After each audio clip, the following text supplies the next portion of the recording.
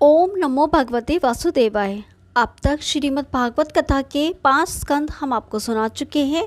आज छठा स्कंद शुरू करेंगे। तो शुरू करते हैं प्रथम अध्याय। इतनी कथा सुनकर राजा परीक्षित महामुनि श्री शुकदेव जी से बोले, हे मुनिनाथ, आपने दूसरे स्कंद में मनुष्य के वैकुंठ नाम जानने के लिए प्रवृत्ति एवं निवृत्ति नामक 2 मार्ग बतलाकर यह कहा था कि परमहंस एवं योगीजन निवृत्ति मार्ग से सूर्यमंडल में होकर प्रथम तो ब्रह्मपुरी को जाते हैं, फिर कुछ दिन तक वहाँ ब्रह्मा के साथ रहकर उनकी मोक्ष को प्राप्ति हो जाती है। और जो प्राणी माया के गुणों से बार बार जन्म मरण को प्राप्त होते रहते हैं, वे प्रवृत्ति मार्ग से पहले चंद्रमंडल में पहुंचकर अपने कर्म के अनुसार स्वर्ग आदि का सुखोपभोग करके पुनः जगत में जन्म लेते हैं।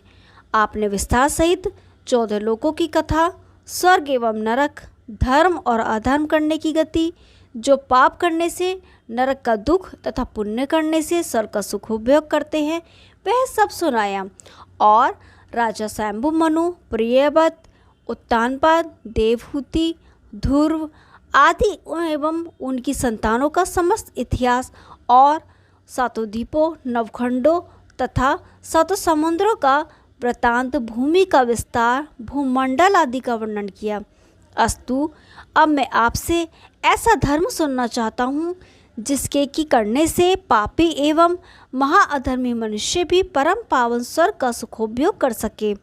अतः आप उसे कृपा कर वर्णन कीजिए जिससे सभी प्राणियों का उद्धार हो जाए। राजा परीक्षित के ऐसे वचन सुनकर श्री शुकदेव जी कहने लगे, हे परीक्षित, जो प्राणी मन, वचन, कर्म से जानते हुए भी पाप करेंगे, उन्हें उस अधर्म के बदले में नरक अवश्य ही भोगना पड़ेगा। अतः प्राणी को उचित है कि वह मनुष्य शरीर प्राप्त करके सदैव अपने कल्याण का प्रयत्न करता रहे। जो प्राणी मनुष्य देह पाकर भी मुक्ति का उपाय नहीं करता, वह अपना जीवन व्यर्थ ही व्यतीत करके अंत में पश्चाताप करता है। यदि मनुष्य से कोई भी छोटा बड़ा कैसा भी पाप बन जाए तो शास्त्रानुसार थोड़ा बहुत प्रायश्चित अवश्य करना चाहिए, क्योंकि जिस प्रकार उपचार किए रोग नहीं जाता, वैसे ही बिना प्रायश्चित किए पाप नष्ट नहीं होते। यह वचन सुनकर राजा परीक्षित ने शुकदेव जी से विनती करते हुए पूछा, हे महामुने, जानबूझकर पाप करने वाला जो एक बार प्रायश्चित करने से पवित्र होकर पुण्य पाप करे, तो उसकी मुक्ति प्रायश्चित करके किस प्रकार हो सकती है। परीक्षित के वचन सुनकर श्री शुकदेव जी बोले, हे राजन, पाप एवं पुण्य दोनों अलग अलग कर्म हैं। शुभ कर्म करने से पाप नष्ट हो जाता है, परंतु फिर पुण्य पाप न करें। जो रोगी औषधि का सेवन करके संयम से नहीं रहता या कुछ दिन संयम करके पुनः खट्टा मीठा खा लेता है, फिर तो उसका रोग और अधिक बढ़ जाता है। जिस प्रकार हाथी स्नान करके पुण्य धूल उड़ाकर अपने शरीर पर डाले, तो उसके स्नान करने से क्या लाभ होगा।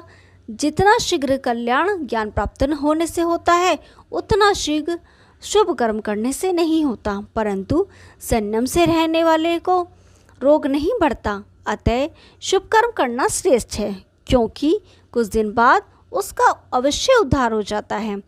इसके अंतर्गत पापों को नष्ट करने के लिए ब्रह्मचर्य एवं व्रत रखकर श्रेष्ठ धर्म तथा तपस्या करना, इंद्रियों को अपने वशीभूत रखना, मन को सांसारिक मायाजाल से विरक्त रखना, सत्य बोलना, मन वचन कर्म से किसी का अनिष्ट न करना, परोपकार से तत्पर रहना तथा किसी प्राणी को कष्ट न पहुंचाना, इन सब प्रयत्नों के द्वारा भी पाप नष्ट हो जाते हैं। परंतु जितना भगवान के चरणारविंदों में भक्ति एवं स्नेह करने, उनका नाम लेने तथा कीर्तन और सत्संग आदि करने से मनुष्य बहुत जन्मों के पापों से छुटकारा पाकर शीघ्र मुक्ति को प्राप्त करता है, उतना शीघ्र प्रायश्चित रूप में तपस्या आदि करने से पवित्र नहीं होता। जिस प्रकार शिशिर ऋतु में प्रातःकाल कुहरे का अंधकार सूर्यदेव के निकलने से नष्ट हो जाता है, उसी प्रकार आनंद कंद श्री कृष्णचंद्र जी का नाम लेने से बहुत से जन्मों के बड़े बड़े पाप नष्ट हो जाते हैं। जिस प्रकार पृथ्वी पर वृक्ष एवं फल उत्पन्न होते हैं, उसी प्रकार मनुष्य भगवत भजन एवं भक्ति करने से मनोइच्छित फल प्राप्त करता है। अतः मनुष्य को अपने में भगवत भक्ति में उत्पन्न करने के लिए साधु संतों का सत्संग एवं सेवा करने के अलावा दूसरा मार्ग अच्छा नहीं रहता। उनकी संगति एवं सेवा करने से शीघ्र ही मनुष्य का मन संसार से विरक्त होकर मुक्ति पाता है। जो परमेश्वर से विमुख है वे प्रायश्चित करने से किसी भी तरह पवित्र नहीं होते। जिस तरह मदिरा का घड़ा गंगा जल के धोने से पवित्र नहीं हो सकता, जिसने एक बार भी मन श्री कृष्णचंद्र के चरणों में लगाया है वह स्वप्न में भी यमराज व दूतों को नहीं देखता है। वह सब प्रायश्चित कर चुका। सो हम एक कथा नारायण के नाम का महत्तम, जिसमें विष्णु भगवान एवं यमदूतों का संवाद है, कहते हैं। सुनो। पिछले युगों में अजामिल नाम का एक ब्राह्मण रहता था। उसने एक दासी से प्रीति की थी। चोरी, ठगी और जुआ भी उसका उद्यम था। उस दासी से उसके 10 पुत्र उत्पन्न हुए। उसने अपने छोटे पुत्र का नाम नारायण रखा।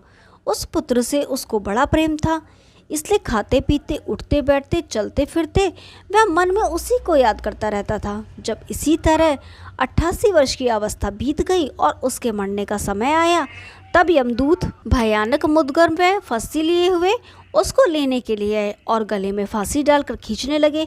तब अजामिल ने उसका भयानक रूप देखते ही घबराकर जैसे ही नारायण अपने पुत्र को चिल्लाकर पुकारा, वैसे ही अंत समय नारायण का नाम लेने के प्रताप से विष्णु भगवान की आज्ञा अनुसार 4 दूत श्यामरंग, चतुर्भुज, शंख, चक्र, गदा, पद्म धारण किए, बड़े तेजवर्ण स्वर्ण की छड़ी लिए हुए उसके पास पहुंचकर यमदूतों से बोले, तुम हमारे सामने इनको दुख देकर धर्मराज के यहाँ नहीं ले जा सकते। यह सुनकर यमदूतों ने कहा, सुनो मित्र, इस ब्राह्मण ने बहुत पाप किए हैं। पापों का दंड धर्मराज सदा देते हैं, इसलिए हम उनकी आज्ञा अनुसार इस नरक में ले जाएंगे।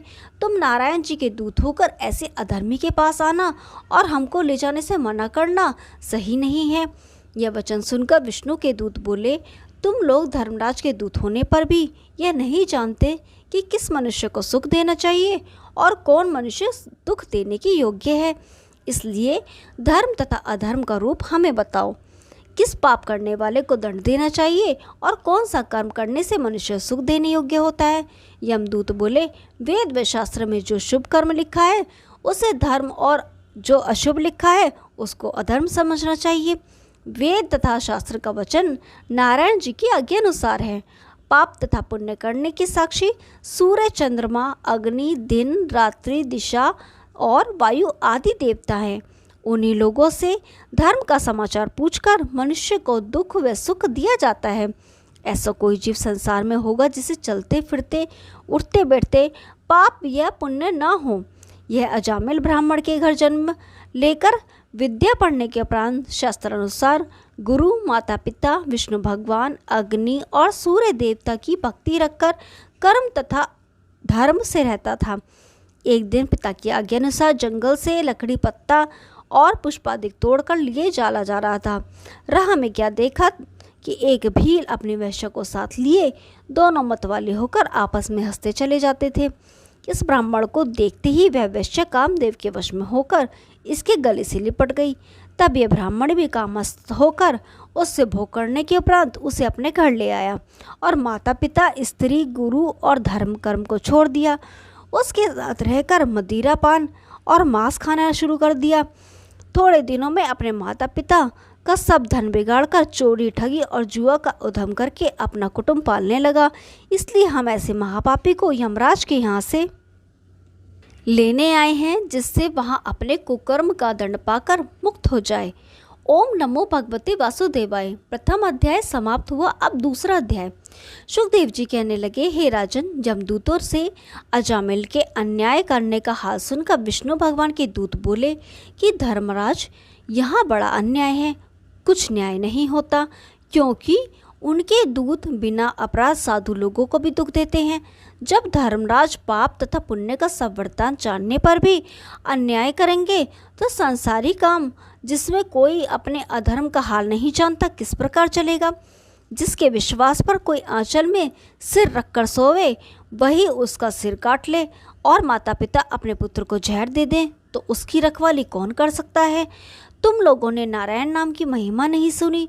जो मनुष्य जानकर या भूलकर डर से या हंसी से भी भगवान का नाम लेता है, उसके सब बड़े बड़े पाप जैसे स्वर्ण चोरी, गो, ब्राह्मण, तपस्वी व माता पिता को मार डालने, गुरु की स्त्री से भोग करने, शराब पीने तथा कटु वचन कहने पर भी अंत समय में भगवान का नाम लेने से छूट जाते हैं।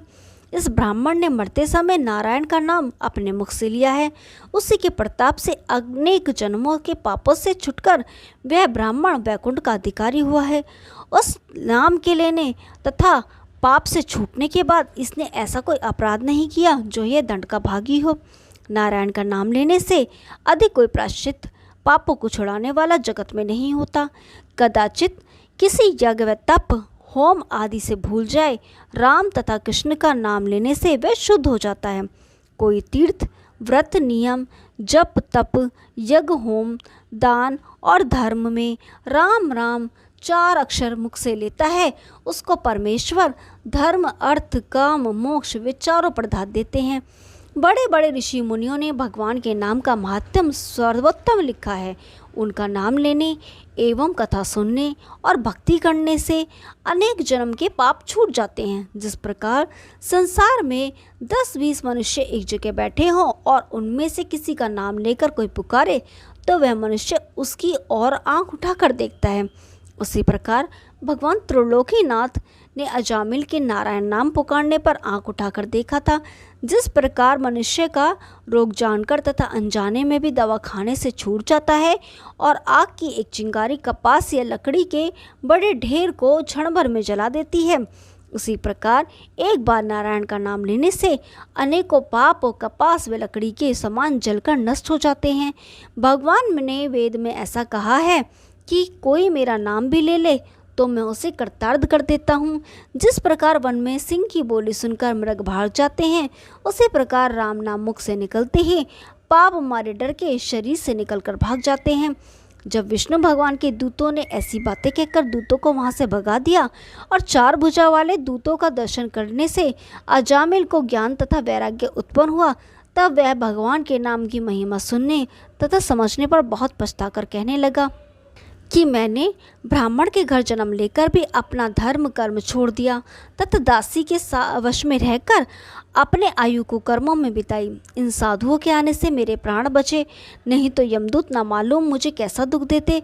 जिन नारायण जी का नाम लेने के प्रताप से मेरा कल्याण हुआ, उन भगवान का नाम स्मरण कर अब अपना जन्म संभाल लूँगा।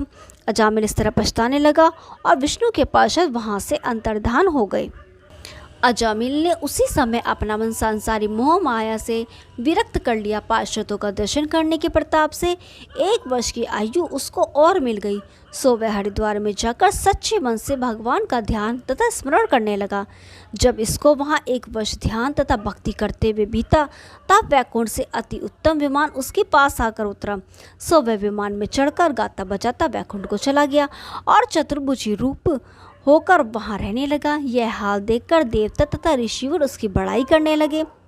इतनी कथा सुनाकर शुकदेव जी बोले, हे राजन, ऐसे महापापी बेटे के धोखे नारायण जी का नाम मुख से लिया था, सो ऐसी पदवी को पहुंचा जो कि संसार में विरक्त होकर हरि भजन करता है, उसकी गति का क्या कहना है। उनका भक्त नरक में नहीं जाता। ओम नमो भगवते वासुदेवाय। 2 अध्याय समाप्त हुआ। अब 3 अध्याय। राजा परीक्षित ने इतनी कथा सुनकर श्री सुखदेव जी से पूछा, महाराज, यमदूतों ने अजामिल के पास जाकर यमराज से क्या कहा और धर्मराज ने क्या उत्तर दिया, सो कृपया करके बतलाइए। सुखदेव जी बोले, हे राजन, यमदूतों ने धर्मराज से जाकर कहा कि संसार में अनेक मनुष्य न्याय करने वाले हमें दिखाई देते हैं। जब बहुत लोग न्याय करेंगे तो आपस में झगड़े से किसी पापी को वैकुंठ में और किसी धर्मात्मा को नरक में भेज देंगे। हम लोग आज तक केवल आपको न्याय करने वाला जानते थे। आपकी आज्ञा से सब जीवों को ले जाते थे और क्रमानुसार उनको फल मिलता था। आज हम लोग आपकी आज्ञा से अजामिल पापी को लेने गए तो उसने हमें देखकर अपने नारायण नामक पुत्र को पुकारा, जो चतुर्भुजी रूप 4 पार्षद के ने आकर उस पापी को हमसे छीन लिया। इसलिए कह देते हैं, इसका ऐसा यत्न कीजिए जिससे हमारा अपमान न हो। यह वचन सुनते ही यमराज ने ब्रह्मरूप भगवान का ध्यान करने के उपरांत दूतों से कहा, तुम लोग नारायण की महिमा नहीं जानते। उस नाम का महात्म्य इंद्रादिक देवता और भृंगु आदि ऋषिवर की भी अच्छी तरह नहीं जानते। हम ब्रह्मा, राजा जनक, मनु, पितामह प्रहलाद, राजा बलि, सुखदेव, नारद, महादेव, कपिल देव जी और चारों भाई सनकादिक उस नाम के महात्म को अच्छी तरह जानते हैं। देखो, नाम का वह प्रताप है कि अजामिल ऐसा महापापी अपने बेटे के धोखे से नारायण का नाम लेकर तुम्हारी फांसी से छूट गया। हम ब्रह्मा, महादेव और इंद्रादिक सब देवता परमेश्वर की सेवा में रहते हैं और उनकी आज्ञा अनुसार सब काम करते हैं। भगवान की इच्छा से तीनों लोकों की उत्पत्ति, पालन व नाश एक क्षण में होता है। उनकी माया में सारा जगत बंधा रहता है। उनके दूत सब जगह रहते हैं और भक्तों की रक्षा करते हैं, पर किसी देवता व मनुष्य को दिखाई नहीं देते। उन्हीं दूतों ने अजामिल को तुमसे छुड़ा लिया। तुम इस बात में कुछ खेद न मानकर अपना अहोभाग्य समझो जो उनका दर्शन तुमने पाया। उनके दर्शन देवता व ऋषिवरों को जल्दी नहीं मिलते। यमदूतों ने नारायण जी के नाम का यह महात्म्य सुनकर धर्मराज जी से विनती की कि जब परमेश्वर के नाम लेने से ऐसा फल होता है तो वेद शास्त्र में पाप छुड़ाने के लिए वास्ते तप आदि कठिन कठिन प्रायश्चित क्यों लिखे हैं। धर्मराज बोले, जो मनुष्य नाम की महिमा नहीं जानता उसके वास्ते सब यज्ञ व तप आदि लिखे हैं, जिससे उसका मन परमेश्वर की भक्ति व पूजा में लगे। नारायण का नाम लेने से उत्तम कोई दूसरा कर्म नहीं है। यज्ञ व तप आदि करने से एक पाप छूट जाता है, किंतु परमेश्वर का नाम लेने से अनेक प्रकार के पाप नष्ट हो जाते हैं।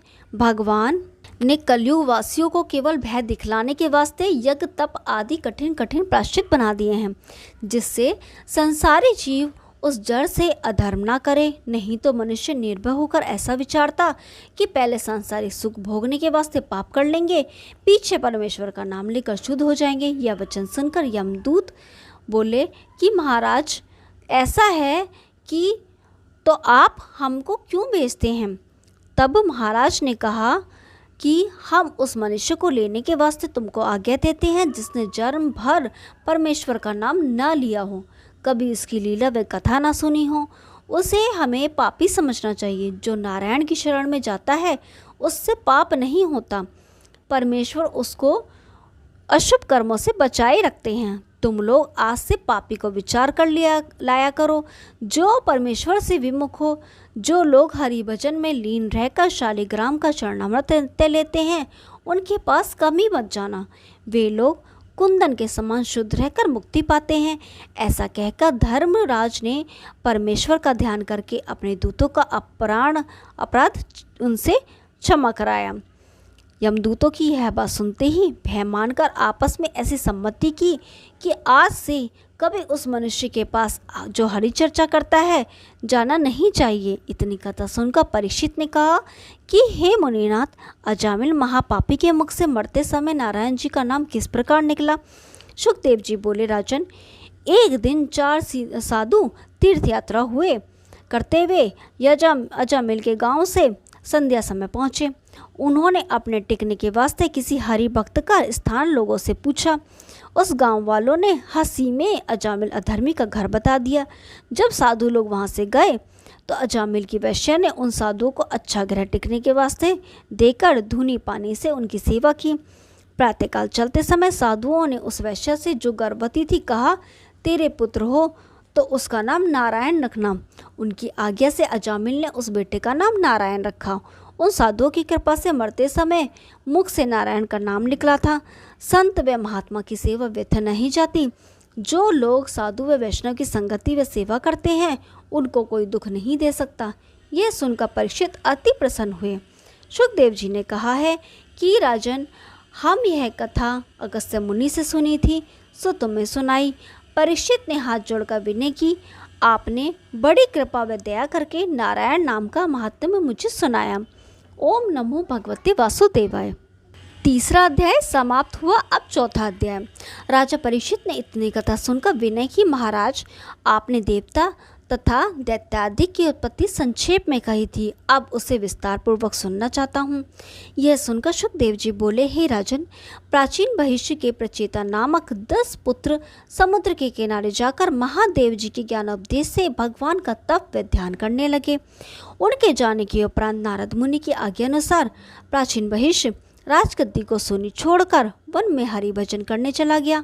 उसका बहुत सा देश दूसरे राज्यों ने दबा लिया और अनेक नगर व गांव उजड़कर जंगल हो गए। तब प्रचेताओं को और हरि भजन के प्रताप से भगवान का दर्शन मिल चुका। तब एक दिन नारद जी ने रमते हुए जाकर उनके राज्य का सब हाल उनसे कह दिया। यह बात सुनते ही क्रोध से अग्नि के समान ऐसी सांस उनकी नाक से निकली कि जिसकी ज्वाला से वन जलने लगा। यह दशा देखते ही चंद्रमा ने निम्लोवा नाम की कन्या को, जो विश्वामित्र और मेनका नाम की अप्सरा के संयोग से हुई थी, लाकर प्रचेतों से उसका विवाह कर दिया। जैसे ही प्रचेतों ने आंख उठाकर उस कन्या को देखा, वैसे ही हरी इच्छा से उसके गर्भ रह गया और 10वें मास में दक्ष नामक एक पुत्र उत्पन्न हुआ। जब प्रचेतों ने अपने पिता नगर व देश बसाने और सृष्टि बढ़ाने की उसे आज्ञा दी, दक्ष ने मानसी दृष्टि से बहुत से मनुष्य उत्पन्न किए।